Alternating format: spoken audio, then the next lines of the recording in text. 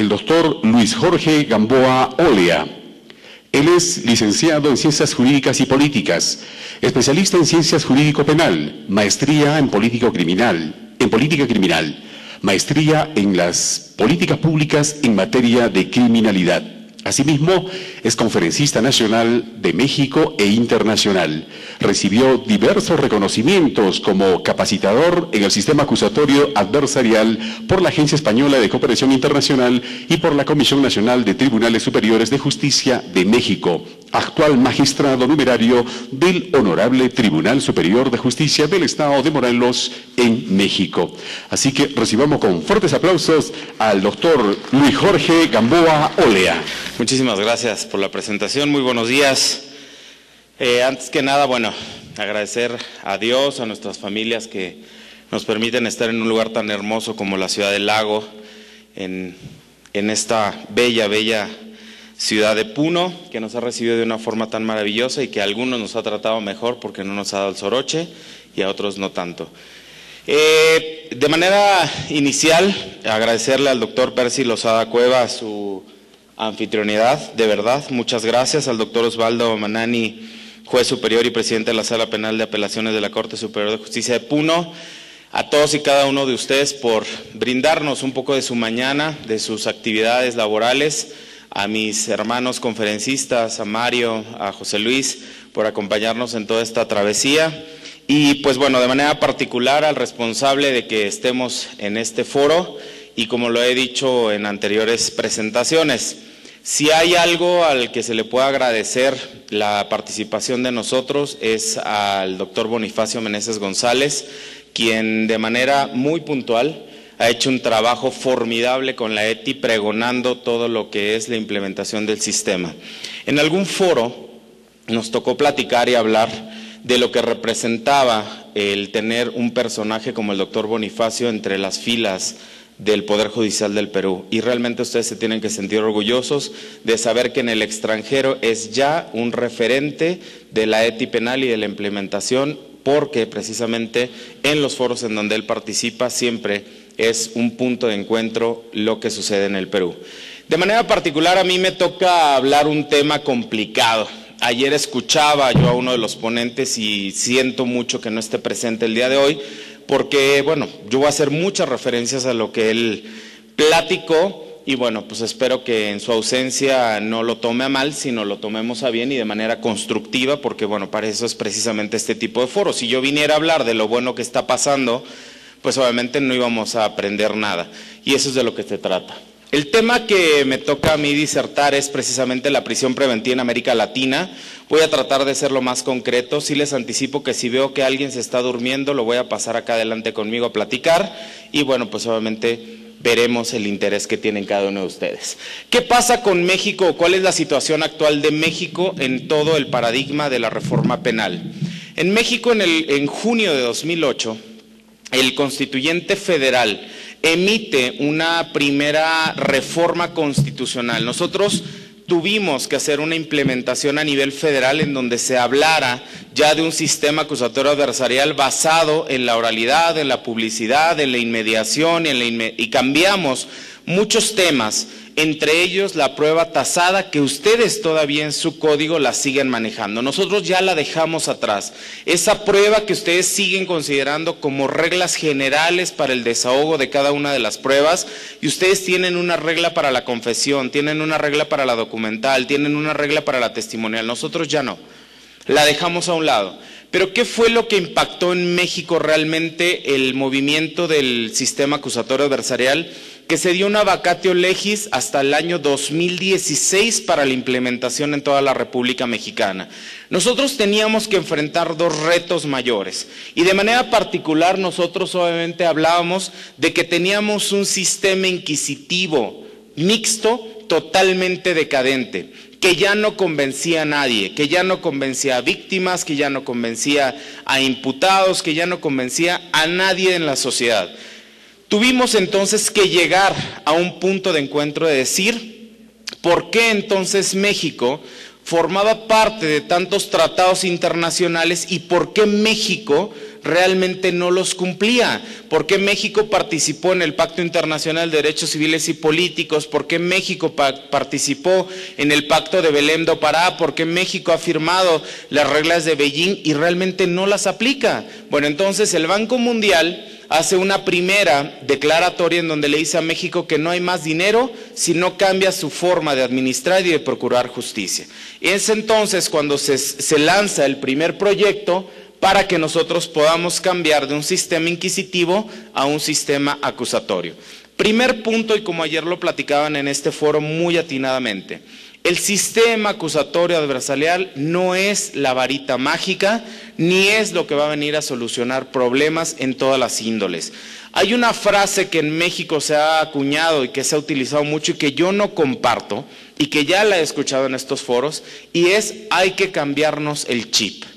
Yo creo que no hay que cambiarse ningún chip, hay que actualizar la información de ese chip. ¿Por qué? Porque ayer en este foro se hablaba de dogmática penal, y esa dogmática penal sigue existiendo y seguirá existiendo. Lo que no estamos haciendo es aterrizar la dogmática penal. Y yo considero que nosotros, tanto en el Perú como en México, como en Venezuela y en Colombia, tenemos un auto último modelo que se nos fue entregado. ¿Cuál es el problema? Que nosotros no queremos darle mantenimiento, no queremos hacer ajustes a ese Ferrari que tenemos. Creemos que ese Ferrari van a pasar los años y va a seguir manteniéndose en el mismo estado que cuando nosotros lo echamos a andar. Aquí los que estamos fallando somos los operadores del sistema penal. No es el sistema, porque ni siquiera el sistema inquisitivo era malo. Nosotros lo hicimos malo. Nosotros hicimos muchos vicios, como aquí lo voy a platicar en un momento. El que el juez siga pensando que forma parte de la investigación.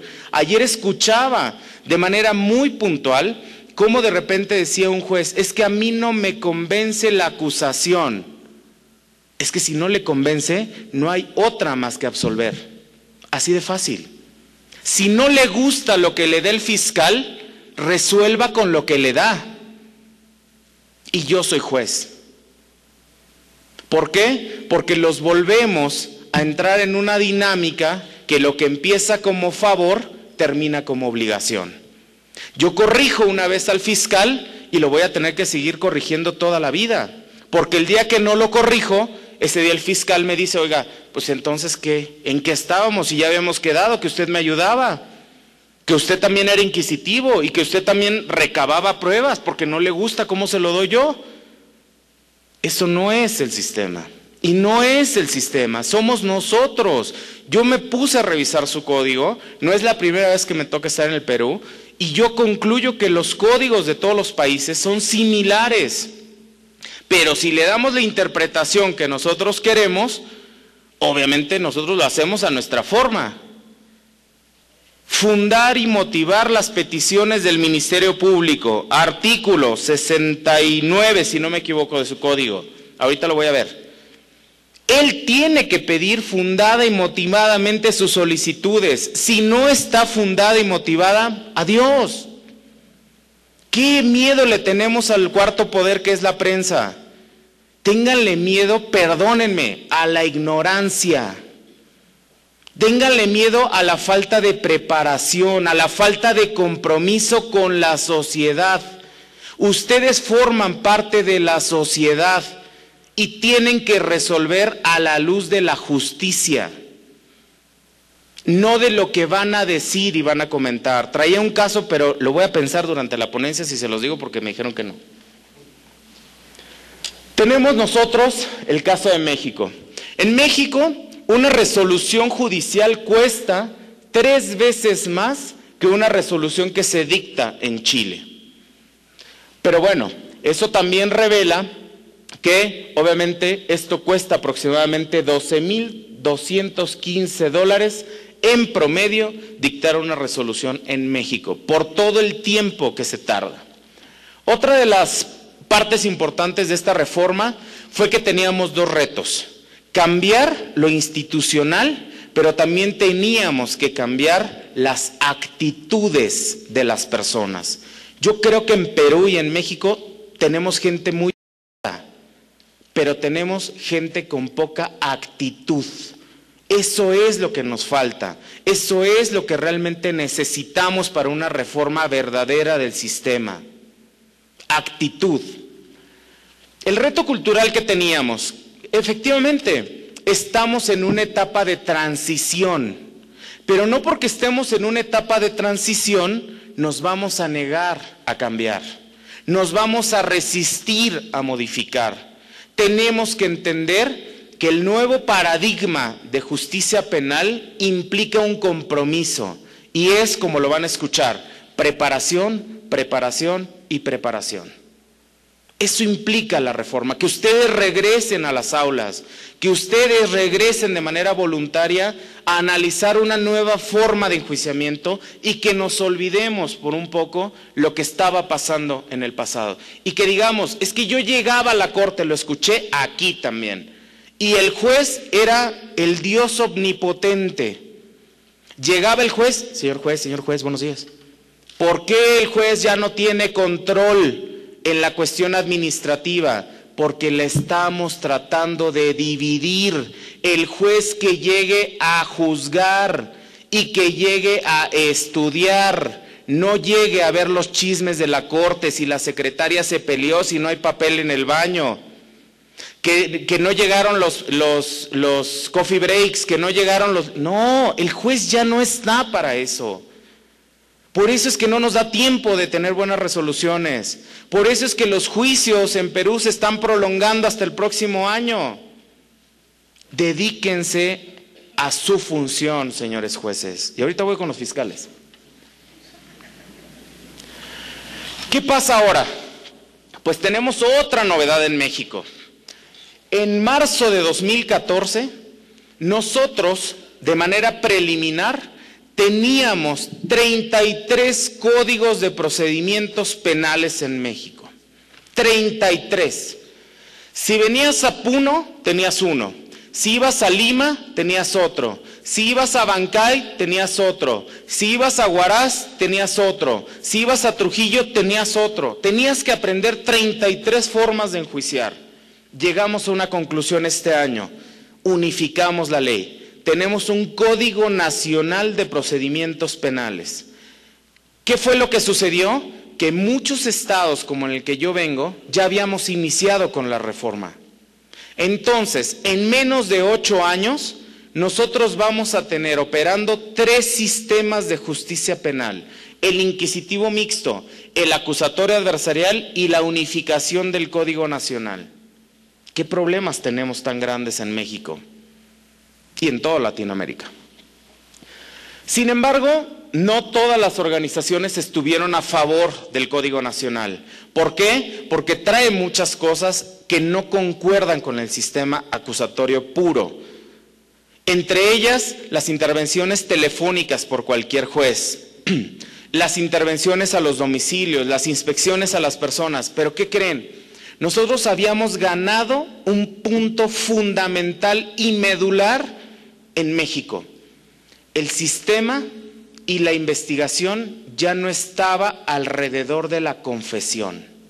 Y habíamos ganado en México que para que una persona pudiera rendir su declaración cuando estuviera en calidad de imputada, tenía que ir con el juez, necesariamente, en cualquier fase de la investigación. El Código Nacional volvió al esquema de que incluso la policía lo puede volver a declarar, y con lo que no estamos de acuerdo muchos. ¿Por qué? No porque no nos guste la confesión, porque al final como juez a ti te facilita la vida que una persona confiese, la verdad, y te abre un camino y un panorama enorme. Pero en México acostumbramos a nuestros fiscales a pensar.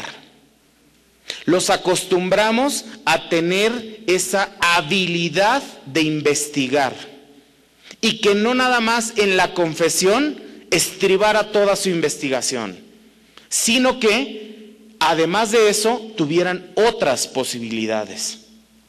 Y entonces empezaron a aprender lo que era prueba de referencia, empezaron a aprender lo que era prueba indirecta, lo que eran indicios y a construir una teoría indiciaria para poder llegar a una sentencia. Aquí no. Volvemos al esquema, la confesión. Ya dijo que él fue, no hay más, condena. No, no. Todos los asuntos tienen una teoría del caso. Y perdónenme que lo diga. Ayer lo decían y acá el defensor no lo compartía. Todos, absolutamente todos los asuntos tienen una teoría del caso. Y si yo como juez veo que el defensor no está planteando una teoría del caso, yo soy un juez garante de un derecho fundamental que es el acceso a la defensa. Y yo tendría que quitar a ese defensor y poner a alguien capaz al frente de esa estructura defensista. ¿Por qué entonces, en lugar de relevar a un defensor, por qué me voy mejor por seguir pidiendo datos y formar parte yo de la investigación y contaminarme yo con la investigación? En México tenemos una palabra muy famosa que son pruebas para mejor proveer, que yo digo siempre que son pruebas para mejor condenar, porque son las pruebas que pide el juez cuando no se las dan. Aquí el que tiene la obligación de probar y acreditar es el fiscal, solito. No necesita un fisjuez. ¿Así es, maestro? No necesita un fisjuez. ¿Qué pasa con la prisión preventiva? Para llegar al punto, ¿no? Y no quitarles mucho su tiempo. El punto de la prisión preventiva en América Latina. Bueno, primero, ¿qué es la prisión preventiva? ¿Por qué tenemos que entender que es una medida cautelar? Es una medida de aseguramiento, no es una pena anticipada. No es algo en donde yo como Estado voy a ejercer mi presión o mi poder coercitivo en contra de una persona. No. De hecho, su código penal es claro cuando habla de la finalidad de la prisión preventiva en el artículo 253 y que veo que de manera muy ausente lo están haciendo valer. El 253 dice: ¿para qué es la medida cautelar o de coerción procesal? 1. Para prevenir, según los casos, el riesgo de fuga, que lo tienen que acreditar de manera puntual en sus 3 supuestos. 2. El ocultamiento de bienes o de insolvencia sobrevenida, así como para impedir la obstaculización de la averiguación de la verdad y evitar el peligro de reiteración delictiva. Señores jueces, ¿quién tiene que acreditar estos supuestos? El fiscal, no el juez, porque en el primer párrafo del 253 dice: la petición de las medidas cautelares y de manera particular de la prisión preventiva es a solicitud del Ministerio Público. Veía su periódico de ayer, ni modo, lo voy a tener que hablar, donde decía: el juez analizó y determinó que él tenía pruebas para imponer una medida cautelar de prisión preventiva. Tiene 6 detenidos, 3 son funcionarios policiales, 3 son civiles, y a 3 los juzga con una línea y a 3 con otra, porque a 3 los deja en prisión y a 3 los deja fuera, por el mismo delito. ¿Quién tiene que acreditar la necesidad de cautela? ¿Por qué nos da miedo poner a prueba el sistema? El sistema tiene que ser probado. ¿Y quién lo tiene que probar? Los operadores. ¿Cómo lo voy a probar? Dejando en una medida diferente a la prisión preventiva a una persona. No todo tiene que ser cárcel. Vean nada más la estadística. Me voy a adelantar porque si no, no voy a acabar. Vean la estadística, se lo dije al doctor Bonifacio. Vean cómo están los porcentajes de la prisión preventiva en América Latina. El esquema de color naranja oscuro habla de las personas que ya tienen una condena y vean las personas que están bajo el régimen de prisión preventiva. No puede ser que en el Perú tengan el 58% de gente detenida en prisión preventiva. Señores jueces, necesitamos más sentencias y menos prisiones preventivas. Pongan a funcionar el sistema. Posiblemente nos falle 1, 2, 3 veces, pero con que uno se someta al proceso de manera voluntaria o con una medida cautelar distinta, ya ganamos. De eso se trata el sistema. Eso es precisamente lo que se buscó con un sistema de inmediación, de publicidad, de oralidad, pero sobre todo de imparcialidad del juzgador. Necesitamos que el juez no participe en la investigación. Necesitamos un juez objetivo, imparcial, y necesitamos fiscales comprometidos. Sé que la situación política en Perú es complicada, pero es igual en todos los países. Y si a mí me va a temblar la mano como juez para dictar una resolución, me va a temblar la mano desde una prisión hasta unas copias. ¿Y saben qué? El mejor resultado de una resolución es que yo me pueda ir a mi casa tranquilo, sabiendo que mi actuar fue conforme lo señalaba la norma. Pero sobre todo en un amplio campo de justicia. ¿Qué pasa entonces en Latinoamérica? Bueno, en México volvimos al esquema, no estamos al 100% en México, estamos en una transición. Tenemos un panorama muy complicado, tenemos un crimen organizado bastante bien organizado y tenemos una criminalidad diferente a la que tiene el Perú, una criminalidad diferente a la que tienen los chilenos, una criminalidad diferente a la que tienen los venezolanos y los costarricenses.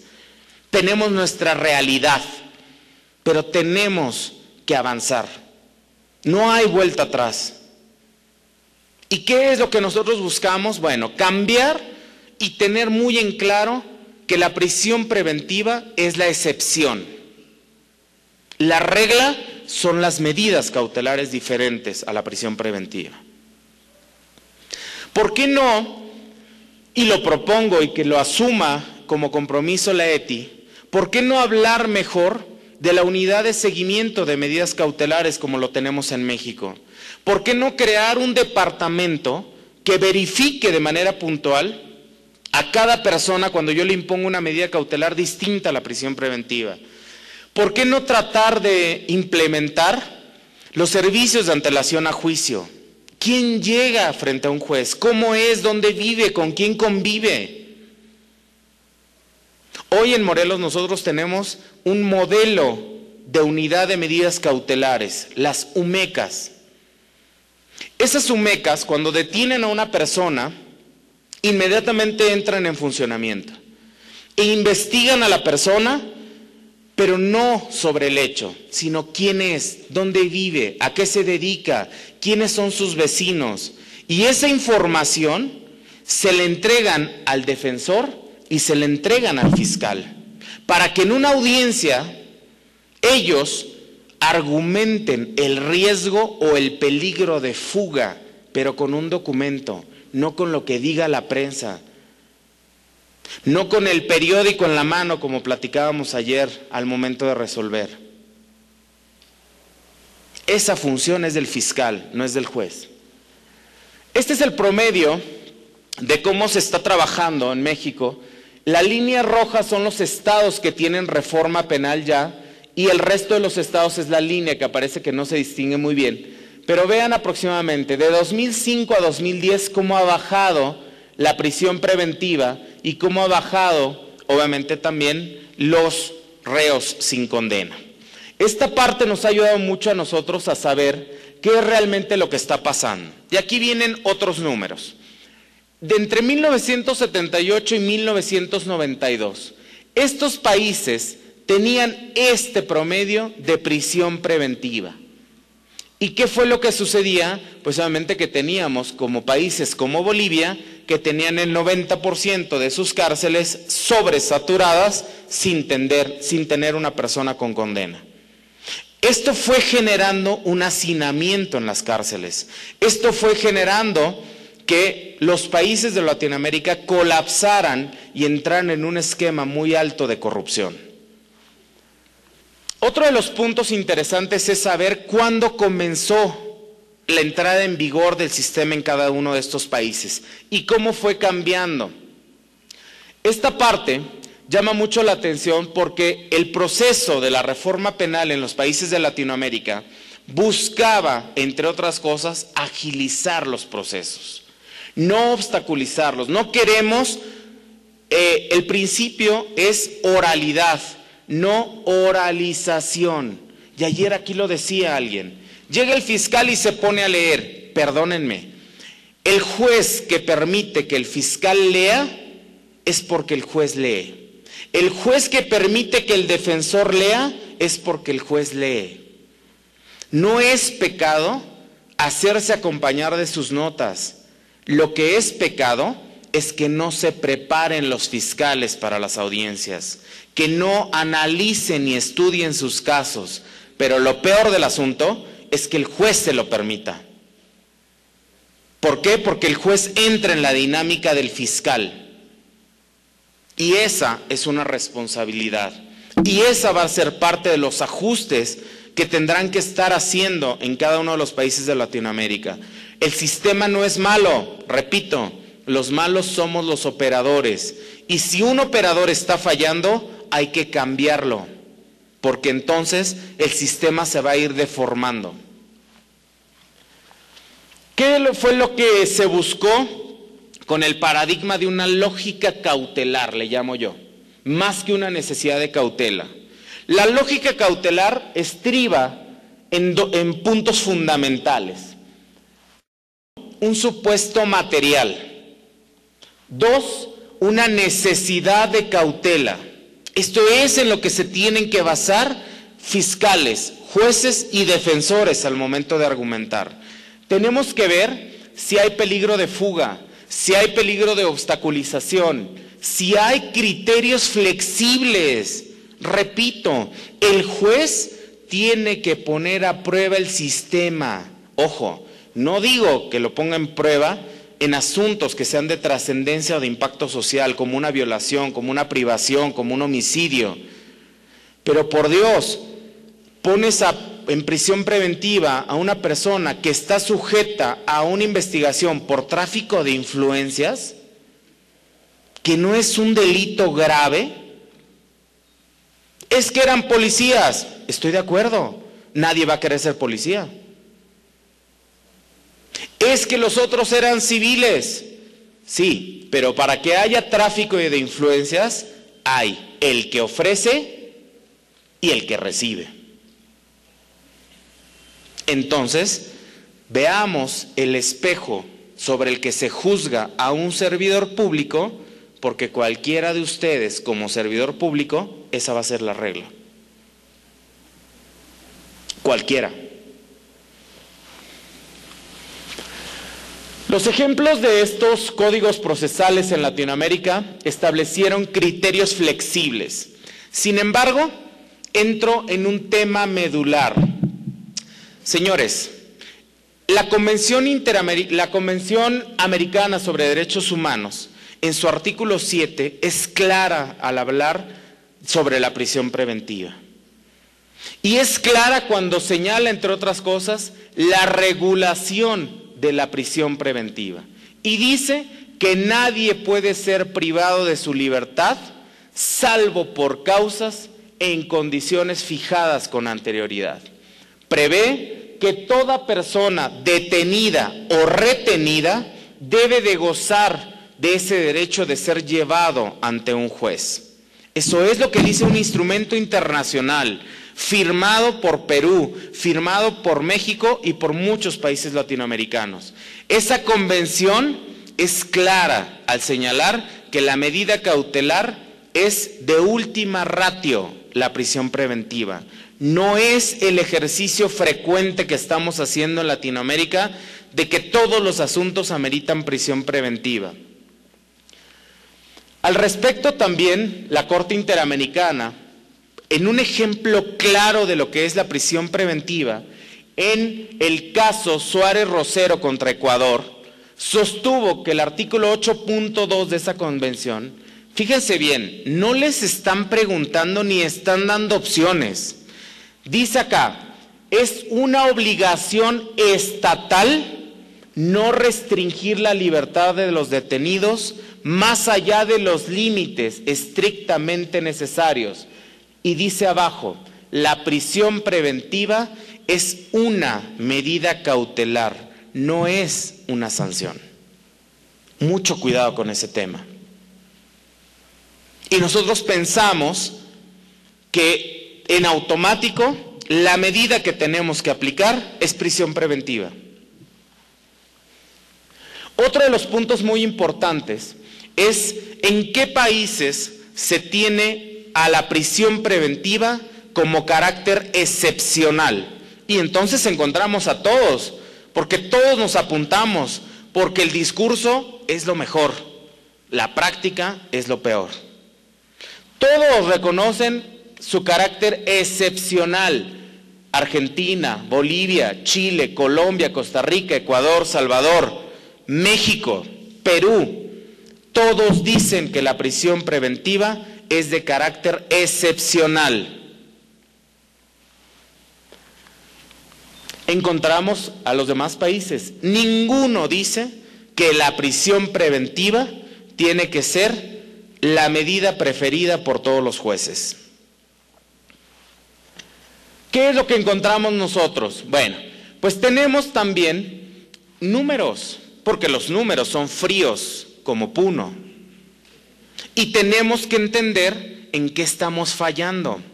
Antes de la reforma penal en cada uno de estos países, el porcentaje de la prisión preventiva era abrumador. Hablamos, por ejemplo, de Costa Rica, de Colombia, de Chile, de Ecuador, y vemos sus porcentajes, y lo vemos 2 o 3 años después de la entrada en vigor del sistema. Y vemos entonces que efectivamente han disminuido, pero encontramos casos como por ejemplo los de Colombia, en donde han bajado de manera gradual los índices de prisión preventiva. Pero en algunos otros estados se han mantenido, obviamente de manera muy elevada, como por ejemplo en Argentina. Eso nos revela entonces, no que el sistema no funcione, como se los dije desde un principio, eso revela que no estamos entendiendo el carácter excepcional de la prisión preventiva. Y acelero el paso. Un estudio realizado en Perú, porque me dijeron que lo trajera, señala que las consideraciones financieras de 2011 revelan que el costo diario para el Estado de mantener un recluso en prisión preventiva es de 22 soles aproximadamente, con lo cual mantener una población de 34.508 personas, que es el promedio, la media que tienen en prisión preventiva en Perú, tiene un costo aproximado de $271.134, lo que revela que son casi 800,000 soles, lo que nos cuesta en un año el gasto total el costo por persona, y de manera anual son 277 millones de soles los que tenemos que invertir en prisión preventiva. Es grave lo que gastamos. ¿Qué pudiéramos hacer con todo ese dinero? ¿Cuántos centros de salud? ¿Cuántos cortes de tratamientos de drogas pudiéramos tener? ¿Cuántas cortes de flagrancia pudiéramos tener? ¿Cuánto dinero le pudiéramos aumentar al sueldo de los jueces y de los magistrados? Y de los fiscales y de los defensores públicos. Si entendiéramos el carácter excepcional de la prisión preventiva. El uso excesivo de la prisión preventiva nos lleva a un hacinamiento en las cárceles, a que estemos al tope en las cárceles. En México, en el reclusorio norte, las celdas están diseñadas para que vivan 4 personas, duermen 16. ¿Cómo tienen que dormir? Amarrados a la reja, porque ya no podemos con el hacinamiento en las cárceles. El punto interesante es que nosotros pensamos en América Latina que la utilización de la prisión preventiva es la fórmula para erradicar el delito. Que poniendo a 3 policías en la cárcel se van a acabar los policías corruptos. No, eso no lo quita. El tener a una prisión preventiva a una persona por un delito menor, lo que hace es generar una falta de credibilidad en un cambio de un paradigma de justicia penal.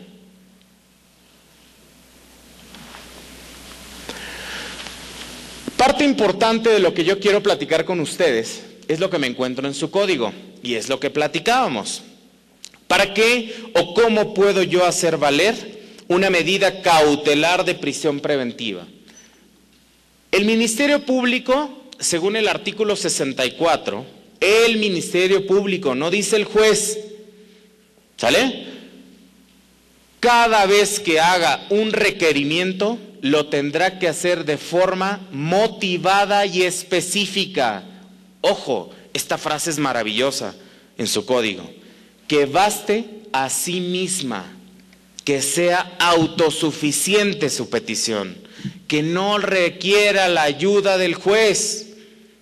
Si no es autosuficiente la petición, señores, hay que rechazarla y hay que negarla. Repito, lo que empieza como favor, termina como obligación. Y en México, algunos acuñamos una frase maravillosa, y es: yo como juez no sudo calenturas ajenas. Eso significa que ese no es mi problema. Ese es problema de la Fiscalía. Esa es responsabilidad de la Fiscalía, no del juez. Porque cuando el juez falla, el Ministerio Público no lo ayuda. O el fiscal no lo ayuda. Por eso, ya se salió, pero por ahí anda un fiscal que enjuicia jueces en Colombia. Y a ese hay que tenerle miedo, por eso es nuestro amigo, mejor, mírenlo, ahí viene. Porque a ese fiscal sí le tenemos miedo. Principios y finalidad de las medidas que dice su código. Entre ellas dice, son derechos fundamentales reconocidos por la Constitución. Y aquí entro en un punto muy importante. ¿Por qué hemos dejado de aplicar el control difuso de la constitucionalidad y el control difuso de la convencionalidad? A ver, Perú lo tiene, y aquí está. En 1936 se hizo optativo el control difuso. ¿Qué significa el control difuso para los compañeros estudiantes que están aquí? Que yo como juez tengo la opción de aplicar el ordenamiento que más le favorezca a la persona. Pero también tenemos que entender, entre otras cosas, que la prisión preventiva tiene que ser a conciencia del juzgador, fundada, motivada y de manera excepcional aplicada de una persona que tenga riesgo de obstaculización, que tenga riesgo de que no comparezca al juicio y que no satisfaga los derechos de las víctimas. No tiene que ser por lo que van a poder decir del juez. Del juez siempre se va a hablar. Y decían los españoles, el mejor juez es del que menos se habla. Y hoy, en América Latina, las primeras planas siempre las ocupan los jueces. ¿Por qué? Porque dejó una persona en prisión preventiva. Entonces, cumplió con el capricho de una sociedad. Y aquí no estamos para cumplir caprichos, como decían por ahí, ni para enderezar jorobados. A nosotros no nos toca ese trabajo, a nosotros nos toca interpretar y aplicar la ley. Pero en este nuevo sistema es con lo que a mí el fiscal me aterrice y me dé información. Yo no investigo. Muchas gracias por su tiempo.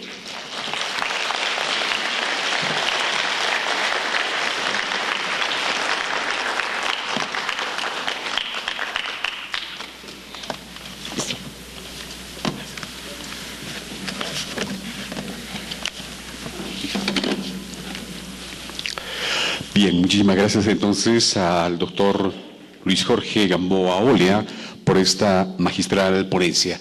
Vamos entonces a tener ya las preguntas, por lo cual, señores participantes, sírvanse levantar la mano para plantear las 5 preguntas. Por este lado entonces tenemos la primera pregunta, micrófono inalámbrico por favor. Las demás personas por favor van levantando ya para hacer, porque vamos a recibir 5 inquietudes el día de hoy. Doctor, escuchamos. Muchas gracias. En principio quiero expresar mis felicitaciones al señor presidente de esta Corte Superior de Justicia de Puno por esta brillante organización de este evento, al mismo tiempo al doctor Bonifacio y por supuesto al expositor que ha sido muy acertado y también brillante en esta conferencia magistral. Quisiera, doctor Jorge, plantearle una inquietud de la última parte que pude escuchar de su intervención. La prisión preventiva, usted mencionaba que en todos los países de América Latina es un principio de carácter totalmente excepcional. Eso así lo ha recogido nuestro Código Procesal Penal. Sin embargo, durante estos últimos meses, diríamos desde febrero a octubre, hemos podido observar en nuestro país una preocupante situación de que muchos de los jueces están considerando la prisión preventiva ya no como una excepción, sino como la regla general. Máxime cuando se producen personas que están investigadas por delitos que tienen que ver contra la administración pública. Y más aún, hemos nosotros sido testigos de magistrados que en primera instancia han declarado fundado el requerimiento de prisión preventiva y cuando se ha interpuesto el recurso de apelación, ya el órgano de control que nosotros tenemos acá, que se le llama OCMA, los ha intervenido, sin que aún el superior haya resuelto. Lo que significa que el superior, como quiera sé que hay una presión mediática de los medios de comunicación, tiene que obligatoriamente resolver conforme está indicando la prensa. Y entonces nosotros tenemos algo así que algunos jueces están resolviendo, lo que decía ayer el doctor Bonifacio, con el periódico en la mano. Entonces, ¿qué reflexión le merece esta situación que estamos viviendo los jueces durante estos últimos meses aquí en el Perú? Muchas gracias, señor presidente. Bueno, agradecido también porque hemos estado en la bella ciudad de Huaraz hace unos meses y es un lugar impresionante, igual que Puno. Yo creo que, y lo puedo comentar de manera muy sentida, ¿qué es lo que estamos dejando de hacer como jueces? Unirnos. Así es de fácil. Nosotros no tenemos una compatibilidad de criterios. Nosotros no nos juntamos para homologar criterios. Cada quien está disperso. Y entonces al estar disperso en criterios jurisdiccionales, lo que hacemos es que nos volvemos más vulnerables.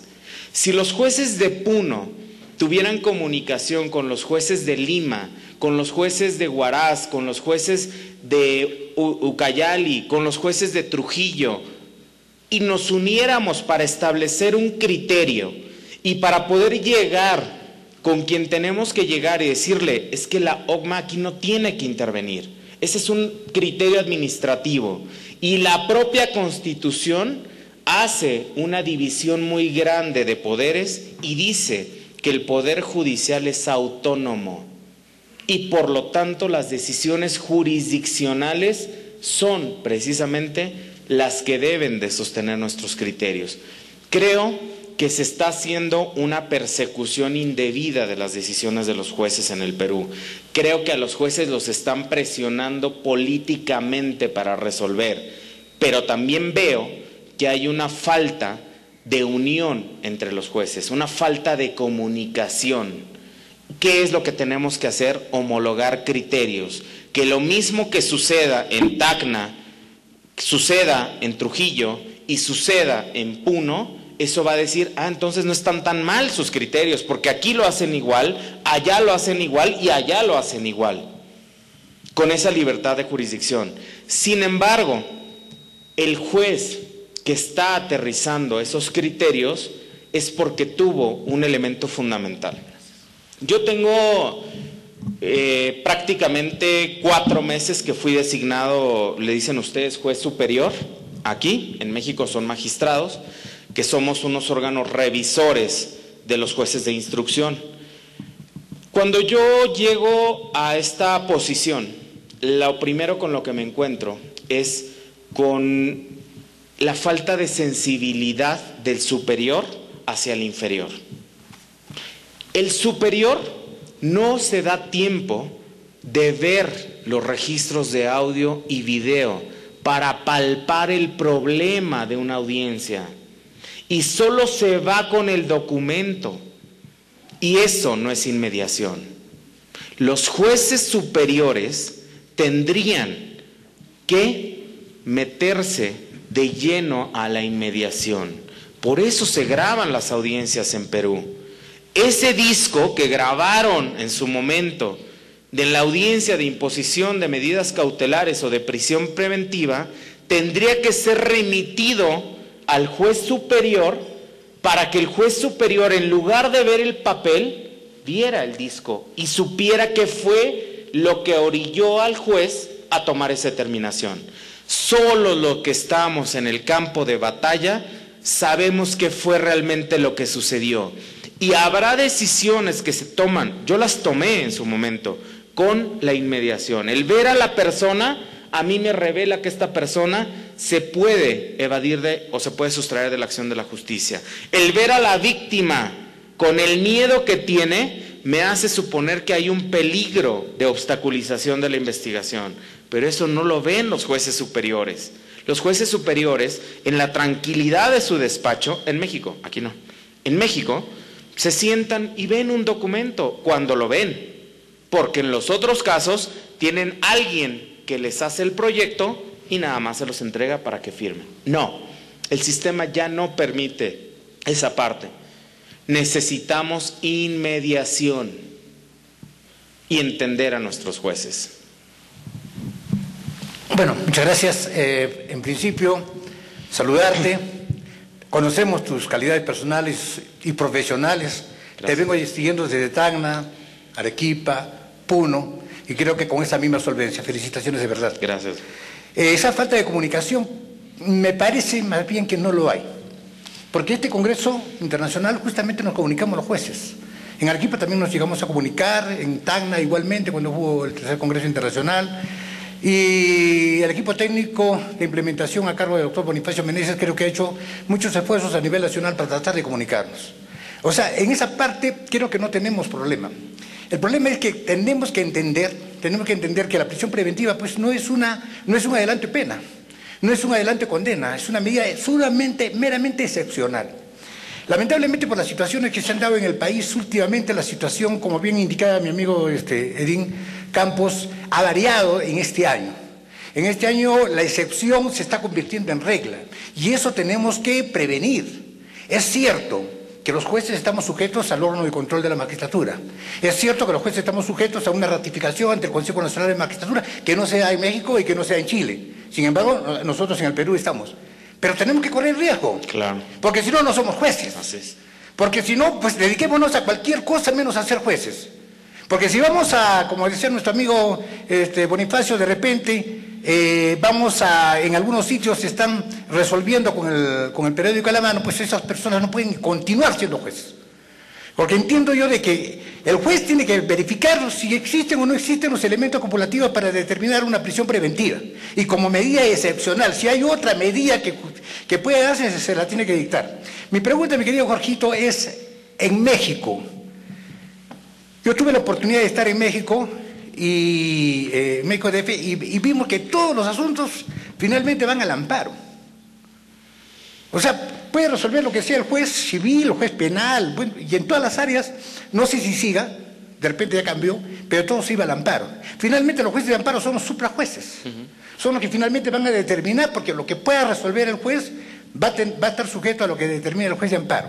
Y en todo caso, ustedes en México, ¿qué medios, de repente para poderlos invitar nosotros, han usado jueces como tu persona y como otros, que seguramente los hay, para poder enmendar esta situación, esta anomalía, que me parece que es una anomalía totalmente escalofriante, de determinar simplemente una prisión preventiva y después, si nosotros hemos hecho, y usted ha hecho estadísticas, de las prisiones preventivas que había en el nuevo código, el antiguo Código de Procedimientos Penales, cuando han terminado una sentencia, por lo menos más del 50% han terminado o en absolución o con pena suspendida. Entonces, ¿para qué tenía que estar con la pena privativa de libertad? ¿Qué mecanismos han realizado ustedes en México para poder solucionar este problema? Muchas gracias. Gracias, señor presidente. También anfitrión, maestro, el doctor Pepe de la Barra. Bueno, un punto muy interesante sobre lo que comenta, ¿no? Y lo abordó de manera puntual. Efectivamente, también en México, pues hay jueces que tenemos miedo y hay jueces que somos sujetos a una presión no nada más mediática, ahora también nos presiona el crimen organizado. Y hoy por hoy tenemos unos eventos que son impactantes para la sociedad latinoamericana, que no son dignos ni de presumirlos. Sin embargo, también, lo dice usted claramente, no podemos atender a esas presiones mediáticas y tenemos que aprender a resolver y a tomar decisiones. Creo que eso es algo que nos hace mucha falta, ¿no? Tomar decisiones fundadas y motivadas y realmente ser consciente del asunto y ser consciente del entorno de ese asunto. Efectivamente, en México, la costumbre es que la decisión del juez era no nada más recurrida con el órgano superior, que en este caso es una sala de apelación, sino que se iban directo a un control constitucional, y ese control constitucional era el que analizaba en una supranorma todo lo que hacía un juez inferior. ¿Cómo se revirtió este tema? Con procesos ágiles. ¿Qué fue lo que nosotros hicimos? Que si el fiscal nos pedía una prisión preventiva por 12 meses, nosotros se la dábamos por 6. ¿Qué es lo que hacíamos? Recortábamos los tiempos. Entonces la gente decía, bueno, ya no voy al amparo porque me voy a tardar más en la revisión constitucional que en lo que realmente es mi proceso. Entonces yo aquí escuchaba que de repente le solicita el fiscal al juez una medida cautelar de prisión preventiva y se la solicita por 9, el defensor dice, bueno, no, yo quiero 8, y el fiscal y el juez al final dice, bueno, te doy 3, por eso. Pero ¿para qué necesitas 3 meses? Eso es lo interesante del tema.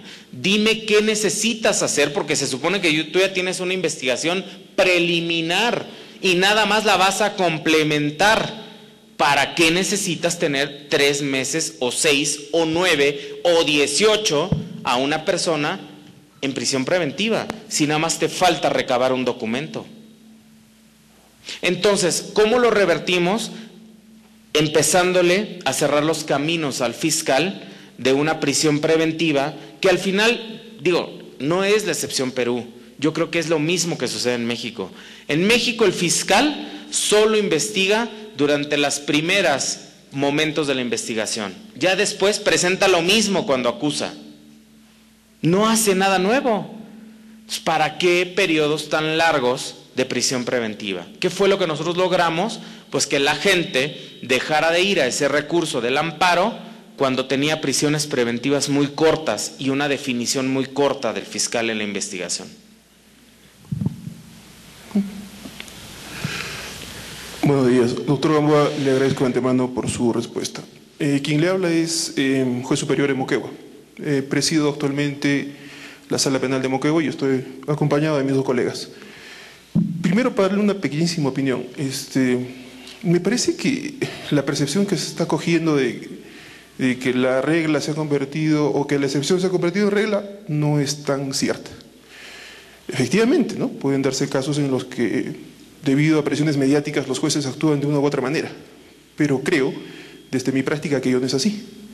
Creo que en la mayoría de ocasiones no se ha perdido de vista lo que usted nos ha explicado tan bien, de que la prisión preventiva es una excepción. Hace una semana, o semana y media, nosotros hemos resuelto un caso de chantaje en Moquegua. A un candidato político, un favorito, lo chantajearon y toda la población pidió prisión preventiva para esa persona, para el chantajista, supuesto chantajista. Lo hemos liberado. ¿Por qué? Porque no se cumplían por los requisitos. En los medios de comunicación nos han tratado de lo peor, pero se ha cumplido pues con el derecho. Entonces creo yo que no debiera, ¿no?, a partir de casos aislados, asumirse de que generalmente estamos rompiendo el principio, número uno. Número dos, me preocupa esto de que se gasta mucho en prisión preventiva, pero la prisión preventiva existe y no va a desaparecer. O sea, esto desde que cometió el delito siempre habrá de llevarse a cabo un proceso, un trámite, ¿no? Se habrá de utilizar el instrumento para hacer efectivo el derecho penal. Entonces, me preguntaba al ver sus cuadros, ¿cuál es el ideal? O sea, ¿cuánto de prisión preventiva en términos porcentuales debemos tener para decir que así debe ser? Quizás Chile, 35%, o de repente el 50%, o el 20% o el 5%. Esto en el entendido de que nunca, creo yo, va a darse esto de que el 0% o que no haya prisión preventiva. Me gustaría, por favor, que me ayuden en ese tema. Gracias. Aquí, en relación al comentario que usted me hace el gran favor de hacer, la primera pregunta, y no sé si sea reflexión o le pregunto yo, usted me está diciendo que usted es juez superior, entonces entiendo que fue hasta la segunda instancia que dejan en libertad, pero entonces el juez primario o natural impuso prisión preventiva. Ese es el que con el que hay que hablar y al que hay que capacitar, porque yo entiendo que hay jueces superiores magníficos. Yo admiro a la gente del Perú, se lo he dicho al doctor Bonifacio y les he dicho, a mí me impacta la forma como ustedes estudian. Ustedes estudian sábados, domingos y festivos. Solo en Puno, cuando hay fiesta de la Candelaria, se acaba el estudio. Y a mí me impresiona realmente la cultura jurídica que tienen los peruanos. Pero ¿por qué llegar hasta el superior y ese superior revoque una decisión del primario cuando él debió de haber tomado la decisión de decir, hay presión mediática, tengo el apoyo de mis superiores, porque en este caso así lo demuestra? Entonces ese debería de ser algo que el juez natural debe de tomar en consideración. Tener una sala así va a ser magnífico. Gente capaz y gente realmente comprometida con el sistema, y yo se lo reconozco. No creo, contestando la segunda pregunta, que haya un ideal sobre la medida cautelar. Yo creo que lo que debemos de buscar es que las medidas cautelares, la que sea efectiva. ¿Cómo? Logrando sentencias en el menor tiempo y logrando sentencias efectivas que restituyan. Cambiamos con el sistema una justicia retributiva por una justicia restaurativa. Ese es nuestro ideal, que haya justicia restaurativa y que tengamos hoy una armonía social y no nada más el conocimiento de la verdad de los hechos, como tradicionalmente se decía. Necesitamos el restablecimiento del orden social. ¿Cómo? Con jueces que impongan una sentencia en el menor tiempo posible y que sean efectivas. Yo no digo que sean de condena, la que sea, absolución o condena, pero que dejen satisfecho no solo a quien forma parte de ese paradigma, sino también a la sociedad. Eso sí debemos de buscar. La prisión creo que no debe desaparecer, porque hay casos en donde debe de imponerse y son necesarios. Pero también creo que hay casos en donde, repito, y esa va a ser mi bandera siempre, tenemos que poner a prueba el sistema de justicia penal en Perú. ¿Cómo? No poniendo siempre prisión preventiva a todas las personas. Muchísimas gracias, doctor Gamboa.